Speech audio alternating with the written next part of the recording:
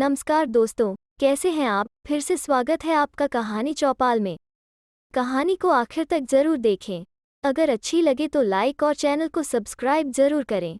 आज की कहानी का नाम है चोर बना साधु। एक शहर में पुलिस ने सभी चोरों की नाक में दम कर दिया था। सारे चोर एक के बाद एक पकड़े जा रहे थे। बस एक चोर जैसे तैसे बचकर एक जगह जा छिपा था। तब उसे एक ख्याल आया कि क्यों न वो भगवा पहनकर साधु बन जाए। ये दुनिया चोरों को तो जूता मारती है, लेकिन अगर वही चोर भगवा पहन ले तो उसके पैर में पड़ी रहती है।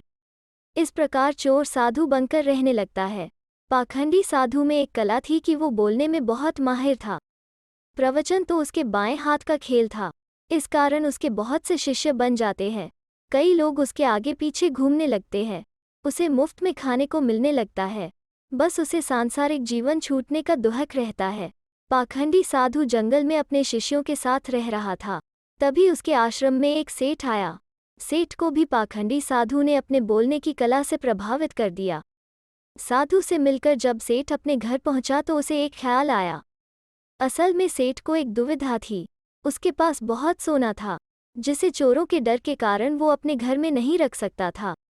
उसने सोचा क्यों न ये सोना साधु के आश्रम में रख दिया जाए, क्योंकि साधु को कभी कोई मोह माया नहीं रहती।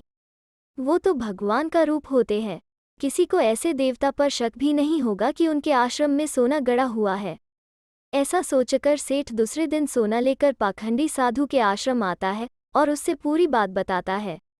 फिर क्या था, पाखंडी साधु का तो दिल गदगद हो गया। उसकी आंखें तो उस सोने की पोटली से हट ही नहीं रही थी। उस सेठ ने वो सोने की पोटली आश्रम के एक पेड़ के नीचे दबा दी और वहां से चला गया। अब साधु को नींद कहाँ आनी थी। वो रात भर उस सोने की पोटली के बारे में सोचता रहा। उसने सोचा अगर ये सोना मिल जाए तो जीवन तर जाएगा। सांसारिक सुख भी मिलेगा जो इन भगवा कपड़ों ने छीन लिया है। इस तरह साधु ने कई सपने देख डाले। दूसरी तरफ सेठ सोने को आश्रम में रखकर चैन की नींद सो रहा था। कुछ समय बीतने पर साधु ने एक योजना बनाई।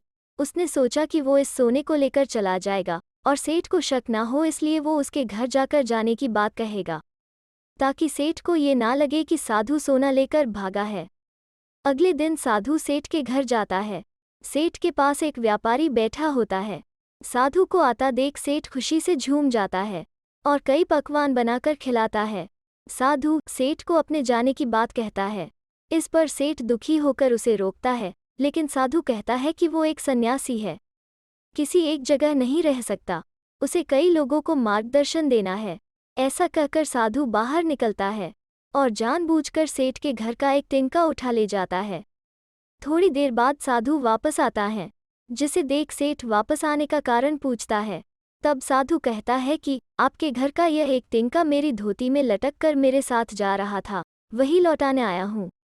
सेठ हाथ जोड़ कहता है, इसकी क्या जरूरत थी। तब साधु कहता है, इस संसार की किसी वस्तु पर साधु का कोई हक नहीं है। फिर अपनी बातों से वो सेठ को मोहित कर देता है और वहां से निकल जाता है। यह सब घटना सेठ के पास बैठा व्यापारी देखता है और सेठ से पूछता है कि कौन है ये साधु।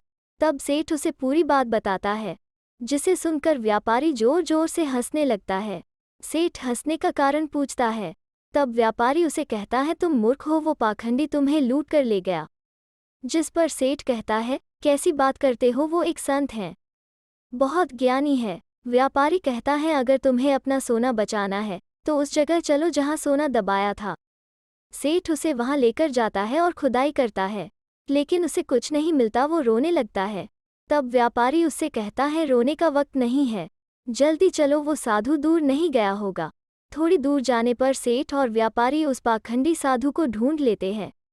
तब सभी को पता चलता है कि वास्तव में यह कोई सिद्ध बाबा नहीं, एक चोर है, जिसने अपनी बोलने की कला का इस्तेमाल कर कई लोगों को लूटा था। पुलिस से बचने के लिए भगवा पहन लिया था। सोना मिलने के बाद सेठ की जान में जान आती है।